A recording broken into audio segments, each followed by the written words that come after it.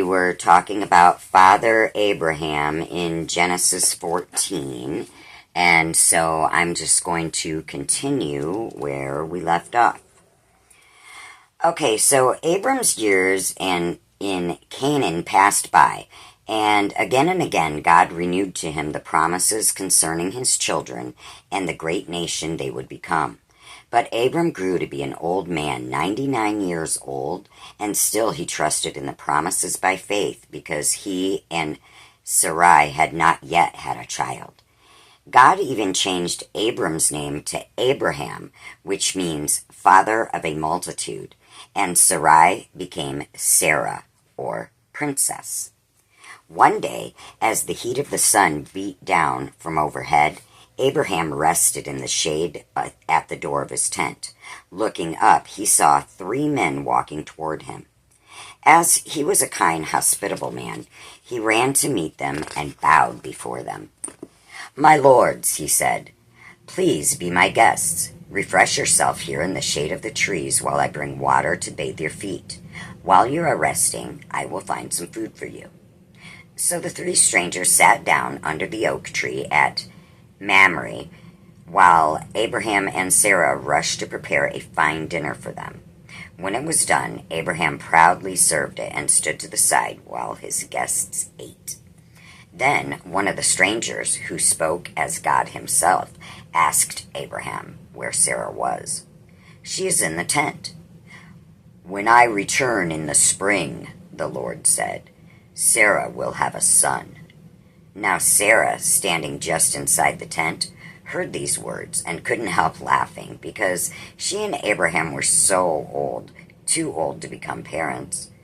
When the guest heard her laugh, he reminded her, "Is anything too hard for the Lord?" Then the strangers got up to go, and Abraham insisted on walking part of the way with them. It seemed that they were on their way to investigate the city of Sodom to see if its wickedness was as great as they had heard. When Abraham heard this, he grew fearful because he knew the city was indeed very sinful. He was worried for the sake of his nephew Lot, who still lived there. "Do you intend to destroy the city?" Abraham asked God. "Will you destroy the good people who are there along with the bad? What if there are 50 righteous people there? Surely you will do the right thing concerning them, since you are the perfect judge." So the Lord replied, "If I find 50 good people there, I will save the city of Sodom." But Abraham wasn't finished, and he spoke again. "I know it is not even my place to ask, but what if there were only like 45 righteous men to be found?" "I will not destroy it if there are 45 decent men. Suppose there are only 40. I will save the city for the sake of that 40. Do not be angry at my speaking, but will you do it if you only find 30? I will not do it for the sake of 30. Maybe there are only 20. That 20 will save their city." Then for the last time Abraham begged, "Lord, don't be angry, but suppose there are only 10 good people in the whole city." "For the sake of 10, I will not destroy it," the Lord replied. With the matter settled, the strangers went on toward Sodom, and Abraham returned home.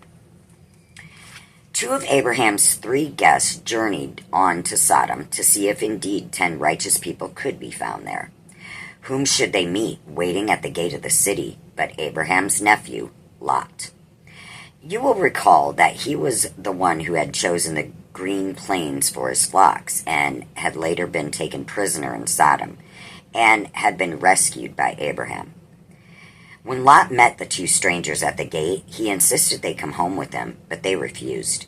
They preferred to wander around the streets of the city to get a better picture of the people there. However, Lot, knowing how wicked his neighbors were, warned them that they were not safe on the streets. At least they accepted his invitation and went home with them. No sooner had the 2 strangers eaten than there came loud knocks at the door of Lot's home. It was the men of Sodom demanding to see Lot's guests. Lot quickly went to the door, stepped out, and tried to appeal to his neighbors. "These are my guests. Please go away and leave them alone." but this only caused the men to make fun of Lot. "You think you can set yourself up as judge over us?" they taunted. Then they pushed Lot aside and began beating on the door. At this point, the two strangers pulled Lot into the safety of the house and struck the attackers with blindness so that they could not find the door. What further proof did God's messengers need concerning the wickedness of the city of Sodom? "If you have any relatives in the city, you need to get them away from here. This city is about to be destroyed," they warned Lot. But when Lot approached the two men who were engaged to his daughters, they only laughed at him. They had no desire to leave Sodom. About the time for morning to break, the strangers gave Lot their final urging. "Your sons-in-law refuse to leave, but at least take your wife and your two daughters and flee for your life." The strangers grabbed Lot and his family by their hands and began to run. "Flee toward the hills," the men shouted. "Do not even take time to look back." But by the time the sun rose, Lot and his two daughters had reached a point of safety in a nearby city.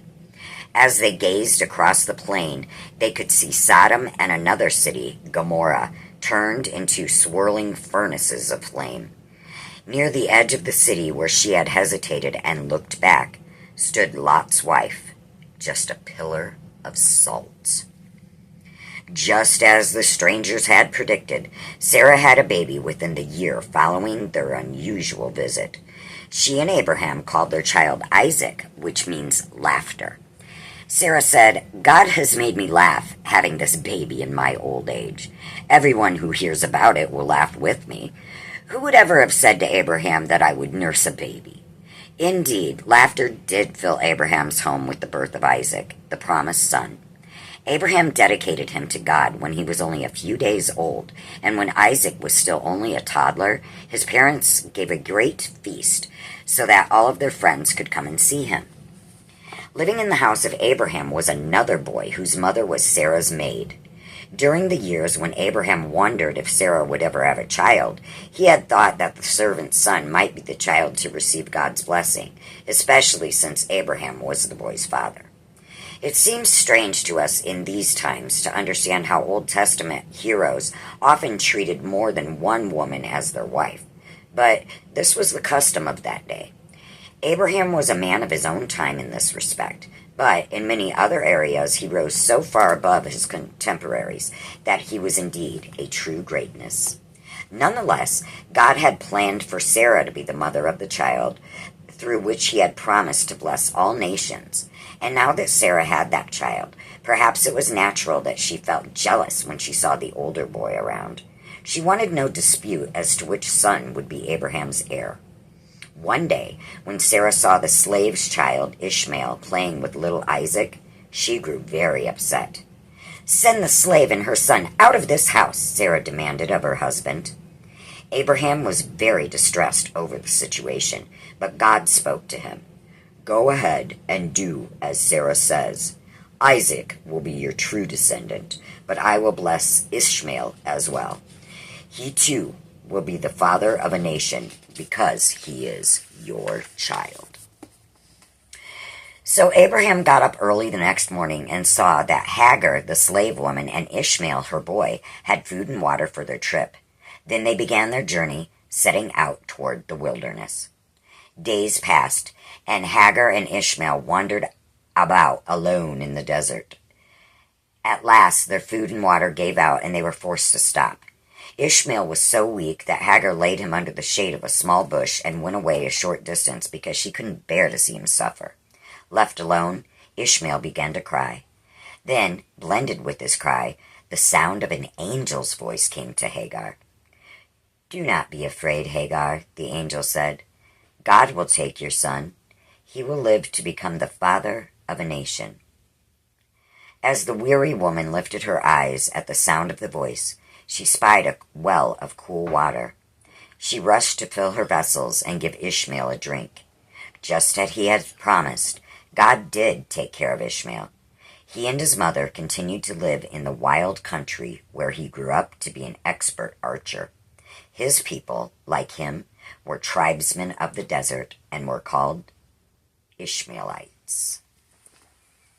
All right, that's all that I have for today. Thank you guys for joining me for the word, and there will be another episode where we will continue the story next week. New episodes of Word every Wednesday. Thanks so much for joining. Blessed be.